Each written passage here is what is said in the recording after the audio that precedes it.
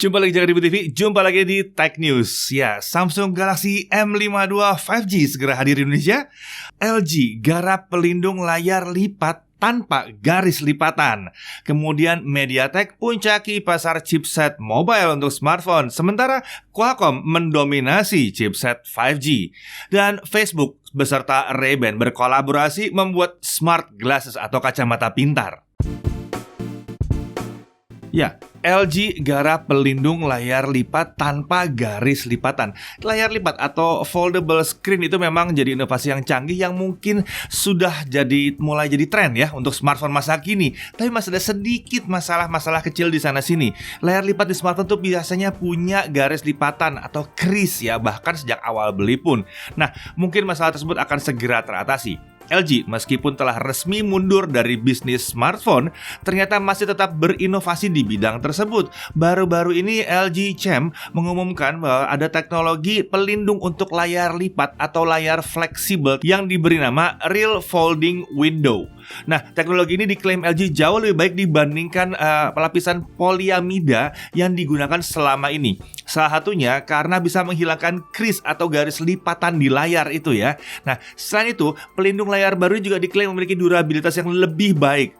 Tetap keras seperti kaca pada umumnya, tapi tetap lentur di bagian yang dilipat. Saat ini pelindung kaca jenis baru ini menggunakan plastik PET dengan lapisan khusus di kedua sisinya. Memang ini menambah sedikit ketebalan pada layar ya, tetapi tetap tipis dibandingkan tempered glass, tetap lebih tipis dengan durabilitas yang setara. Namun ke depan mereka akan mengembangkan varian baru Real Folding Window ini ya, tanpa PET, sehingga bisa lebih tipis tapi tetap mempertahankan kekuatannya. Nah, LG mengklaim nantinya dengan pelindung generasi berikutnya itu layar dapat menahan 200.000 kali dilipat dan akan tetap mulus tanpa ada bekas lipatan. Selain itu, material baru ini juga cocok digunakan untuk lipatan dua arah, yaitu lipatan mau ke arah dalam seperti Z Fold maupun ke arah luar seperti di Huawei yang Mate X ya.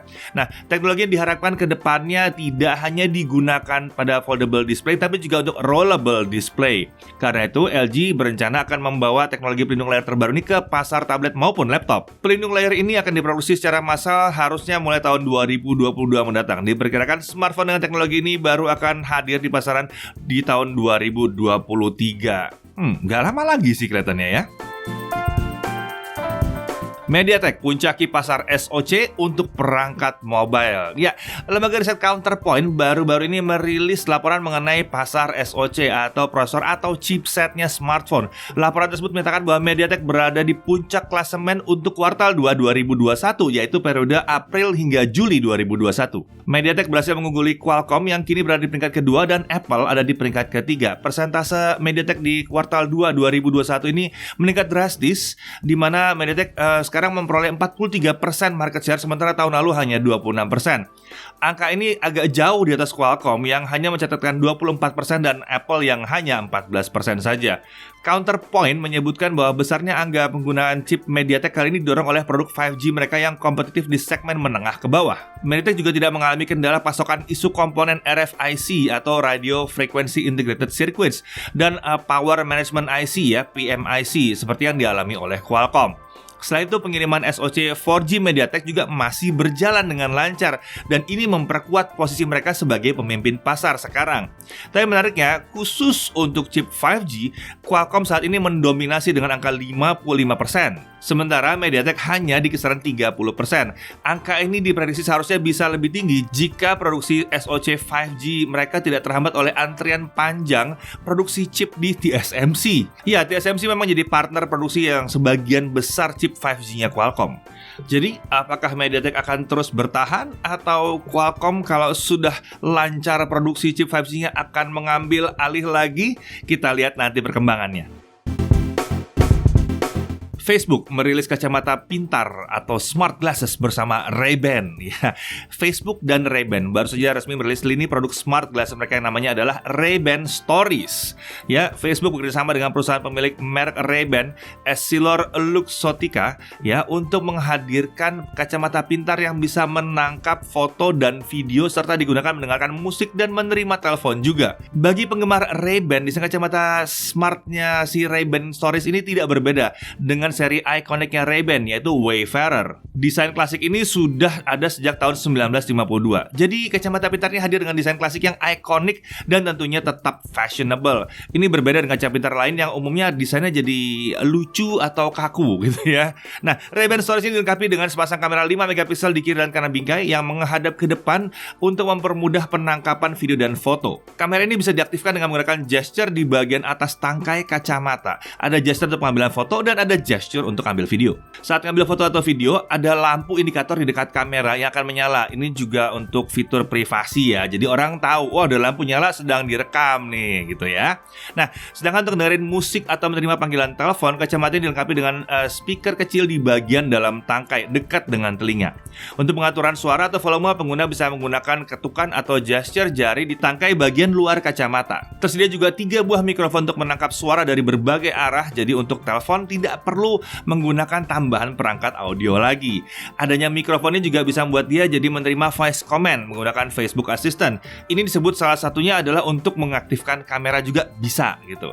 Di dalam kacamata ini tersedia juga media penyimpanan 4 GB yang mampu menangkap sekitar 30 video durasi pendek maksimum 30 detik atau sekitar 500 foto. Setelah menghubungkan kacamata ini dengan smartphone, hasil foto dan video dari kacamata juga nantinya akan bisa diedit dan di-share dengan aplikasi pasangannya, yaitu Facebook View di smartphone.